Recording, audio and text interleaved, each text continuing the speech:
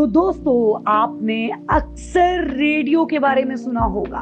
आपने अक्सर रेडियो में बात करते हुए एक आवाज सुनी होगी जो आपको हर तरह की जानकारी देते हैं। तो आज हम बात करेंगे उसी रेडियो के बारे में। दोस्तों, हिंदुस्तान में रेडियो का आगमन अंग्रेजों के शासनकाल के दौरान ही हो गया था। स्वतंत्र रूप से ऑल इंडिया रेडियो 8 जून 1936 को अस्तित्व में आया, जो बाद में आकाशवाणी बना।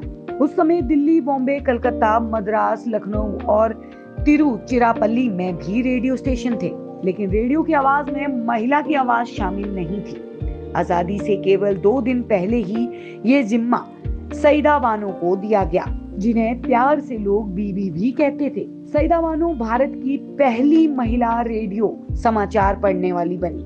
सईदा बानो का जन्म 1920 में भोपाल में हुआ था। उनका जीवन लखनऊ और भोपाल शहरों में बीता था। उस समय महिला की शिक्षा को ज्यादा महत्व नहीं दिया जाता था। हालांकि सईदा बानो को पढ़ने लिखने के लिए बेहतर माहौल मिला था। सईदा के पिता उन्हें बहुत पढ़ाना चाहते थे। साल 1925 में सईदा को Karamat Hussain Muslim girls high school Lucknow में भर्ती कराया गया था। सईदा बानो ने अपने आगे की पढ़ाई भी लखनऊ से ही की।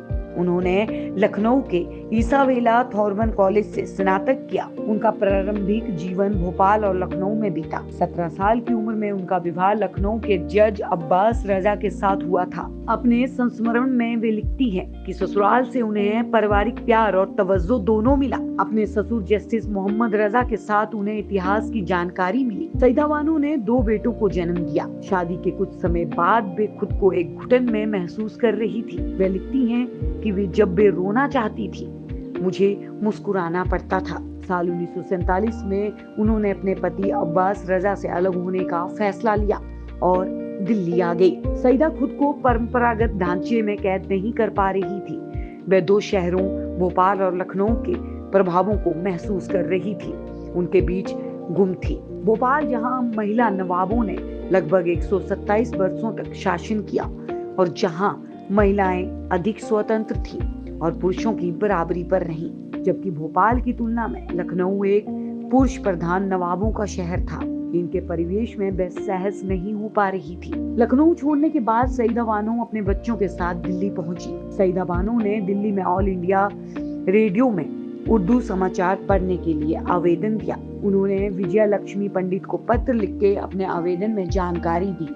अपने संस्मरण में वे लिखती हैं, श्रीमती विजया लक्ष्मी पंडित का लखनऊ में अक्सर आना जाना लगा रहता था। वे उनकी अच्छी दोस्त थी और इस वजह से मेरी उनसे अक्सर मुलाकात होती थी। मैंने उन्हें बताया कि मैंने नौकरी के लिए आकाशवाणी दिल्ली में एक लिखित आवेदन भेजा था। इसके बाद उनका रेडियो में कार्यक्रम के लिए चयन हो गया। सईदा को दिल्ली में युवा महिला ईसाई संघ में रहने के लिए एक कमरा दिया गया। यहाँ वे पहले से ही किसी को नहीं जानती थी। 13 अगस्त को सईदा ने अपना पहला समाचार बुलेटिन पढ़ा, जिसके लिए उन्हें सुबह 6 बजे ऑफिस पहुंचना था और 8 बजे तक का बुलेटिन उर्दू में पढ़ना था। इस प्रस्तुति के बाद वे समाचार बुलेटिन प्रसारक के तौर पर काम करने वाली पहली भारतीय महिला बनी और भारतीय रेडियो जगत के इतिहास में अपना नाम दर्ज करवा दिया।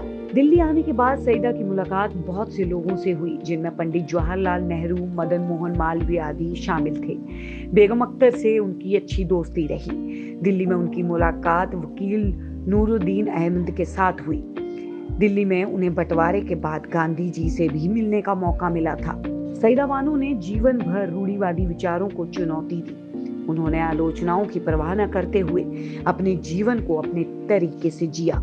सईदा बानो को रेडियो पर काम करने की वजह से बहुत प्रसिद्धि मिली। सरहद पार से उनको खत लिखे जाते थे। साल 1994 में सईदा बानो ने डगर से हटकर संस्मरण लिखा। उनकी पोती शहजाना रजा ने बाद में उनके लिखे संस्मरण का ऑफ द बीटन ट्रैक के शीर्षक से अंग्रेजी में अनुवाद किया था। उनकी किताब को उर्दू एकेडमी की दिल्ली की तरफ से सम्मानित भी किया गया था। सईदा बानो ने अपनी पुस्तक डगर से हटकर में लिखा, मैं हमेशा ऊपर वाले की आभारी रहूंगी कि लोग मुझे रेडियो पर सुनकर पढ़ते सुनने के लिए उत्सुक थे और मेरे काम की सराहना करते थे। लेकिन मैंने इस सार्वजनिक स्वीकृति को कभी भी अनुचित महत्व नहीं दिया। मेरी आवाज की प्रशंसा में दुनिया के विभिन्न हिस्सों में सैकड़ों पत्र आते थे। कई सज्जनों ने मुझे विवाह करने की इच्छा भी प्रकट की।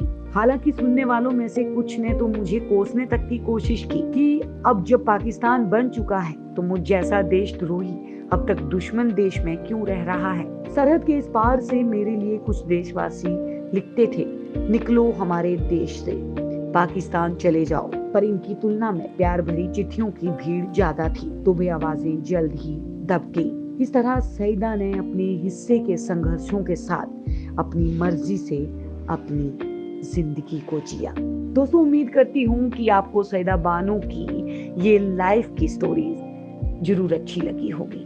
हमें कमेंट सेक्शन में अपने सुझाव जरूर भेजें। हमारे चैनल को सब्सक्राइब करना ना भूलें।